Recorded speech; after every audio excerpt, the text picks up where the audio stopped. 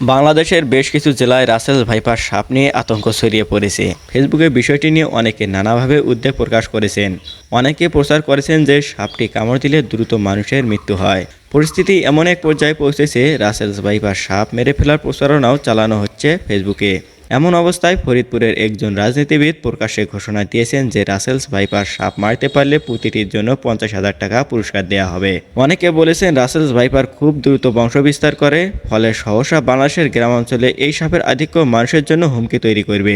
প্রশ্ন হচ্ছে, Russell's viper নিয়ে যে মাত্রায় উদ্বেগ প্রকাশ করা হচ্ছে তা কতটা যৌক্তিক? সাপ গবেষক ও বিশেষজ্ঞরা বলেছেন এ প্রজাতির সাপ কামড়ালেও তার চিকিৎসা আছে এবং সময় মতো চিকিৎসা নিতে পারলে মৃত্যুর ঝুঁকি কমে আসে। বেসরকারি সংস্থা deep ecology and snake conservation foundation বলেছে রাসেলস ভাইপার মোটেও দেশের সবচেয়ে বিষধর কিংবা প্রাণঘাতী সাপ নয়, বরং দেশে প্রতি বছর সাপের কামড়ে যত লোক মারা যায় তার অর্ধেকই মারা যায় পাতি কেউটের সাপের কামড়ে। তবে সময় মতো চিকিৎসা না নিলে রাসেলস ভাইপারের কামড়েও মৃত্যু হতে পারে।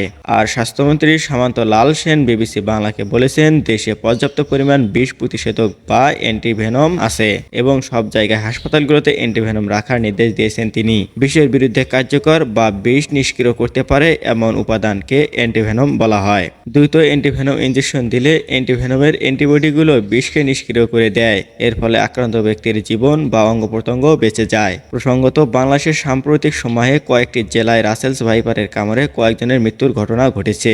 ঢাকার কাছেই মানিকগঞ্জের কিছু এলাকায় গত 3 মাসে বিষধর রাসেলস ভাইপারের সাপের কামড়ে অন্তত 5 জন মারা গেছে বলে সরকারি কর্মকর্তারা জানিয়েছেন। এরপর ভোলা সহ আরো কয়েকটি জেলায় এ ধরনের সাপ ধরে মারার খবর এসেছে। বাংলাদেশের স্বাস্থ্য অধিদপ্তরের হিসেবে 2023 সালে 4 লাখ সাপের কামড়ের ঘটনা ঘটেছে।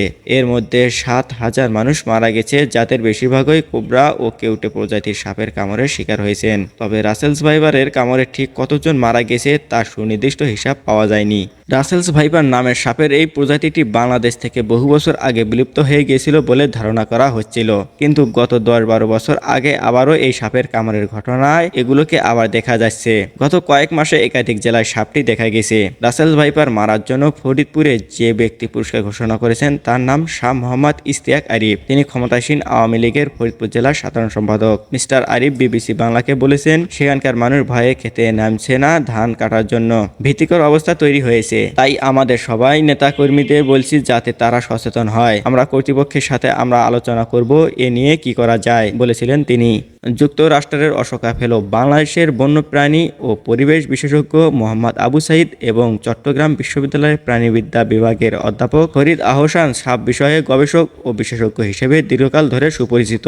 তারা দুজন বাংলাদেশের সাপ ও সর্প দংশন প্রতিরোধ ও চিকিৎসা বইটির রচয়িতা। তারা উভয়ে অবশ্য বলেছেন যে রাসেলস ভাইপার নিয়ে যেভাবে আতঙ্কের কথা বলা হচ্ছে সেটি নিতান্তই ভয় থেকে এবং এটি অতিরঞ্জিত। অনেকে না জেনে আতঙ্ক ছড়াচ্ছে। সাপ দেখে সবাই ভয় পায় এবং কামড়ে মারা যায়, এটাই মনে গেঁথে গেছে। চিকিৎসা নিলে যে ভালো হয় সেটা সবাই জানে না বলেই আতঙ্ক হয়। খুব দ্রুত নিকটস্থ স্বাস্থ্য কমপ্লেক্সে গেলেই সমাধান অনেকটা এগিয়ে নেওয়া যায়, বিবিসি বাংলাকে বলেছিলেন অধ্যাপক ফরিদ আহসান। রাসেলস ভাইপারের দংশনে দ্রুত মৃত্যু হয়। গবেষক মোহাম্মদ আবু সাইদ বলেছেন রাসেলস ভাইপার কামড় দিলেই রোগীর মারা যায় এটিও সত্য নয়, বরং রোগী সহজে মারা যায় না। ন্যূনতম 72 ঘন্টার আগে সহজে রোগী মারা যায় না। বাংলাদেশে এই সাপের কামড়ের পর 15 দিন পর্যন্ত বেঁচে ছিল এমন তথ্যও আছে। বাংলাদেশ টক্সিকোলজি সোসাইটির সভাপতি ডাক্তার মোহাম্মদ আবুল ফায়েজ সাপের দংশন ও এর চিকিৎসা নিয়ে বই লিখেছেন। সেখানে তিনিও উল্লেখ করেছেন গোখরো সাপের দংশনে গড় 8 ঘন্টা, কেউটে সাপের দংশনে গড় 18 ঘন্টা এবং চন্দ্রবোরা সাপের দংশনে গড় 72 ঘন্টা বা 3 দিন পর রোগীর মৃত্যু হতে পারে। বেশিরভাগ ক্ষেত্রে এই সময়সীমার মধ্যে অ্যান্টিভেনম প্রয়োগ করা জরুরি।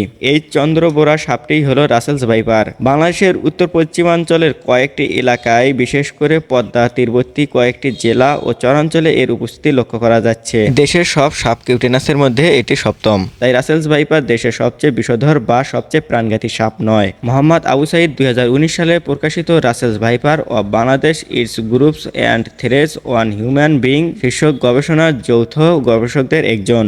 তিনি জানান দেশের 22-24টির মতো জেলার কিছু স্থানে রাসেলস ভাইপারের উপস্থিতি দেখা গেছে।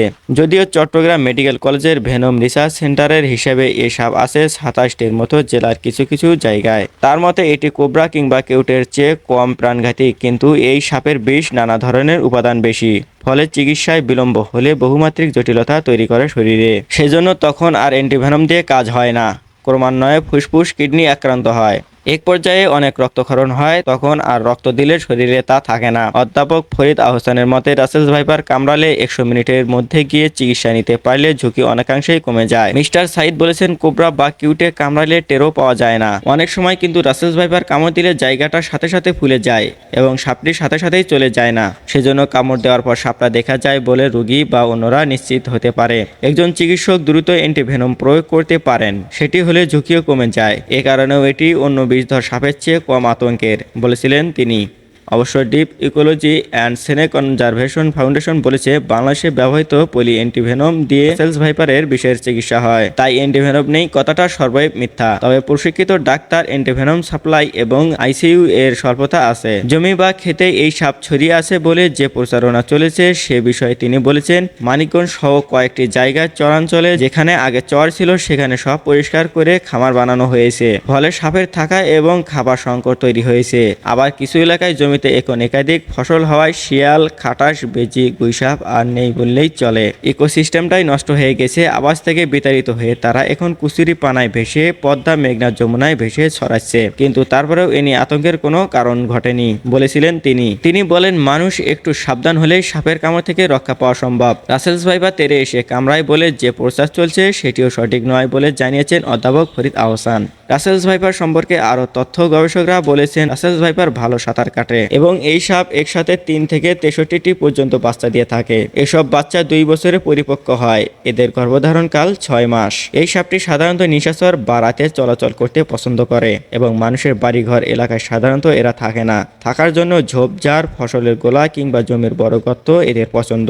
অধ্যাপক ফরিদ আহসান বলেছেন, এই সাপ যে পরিমাণ ইঁদুর খায় সেটি না হলে ফসল উৎপাদনেরই ক্ষতি হতো। ঘাস, বনে, ঝোপঝাড়ে এরা থাকে, তাই এসব জায়গায় গেলে সাবধানতা অবলম্বন করা যেতে পারে। বড় লাঠি নিয়ে নাড়াইলেই সাপ সরে যায়। কৃষকরা গামবুট পরলে এবং জমিতে নামার আগে লাঠি নিয়ে নাড়ালেই এরা সরে যাবে। তাই অপ্রয়োজনীয় আতঙ্কের কোনো কারণ নেই, তবে সতর্ক অবশ্যই থাকতে হবে, বিবিসি বাংলাকে বলেছিলেন তিনি।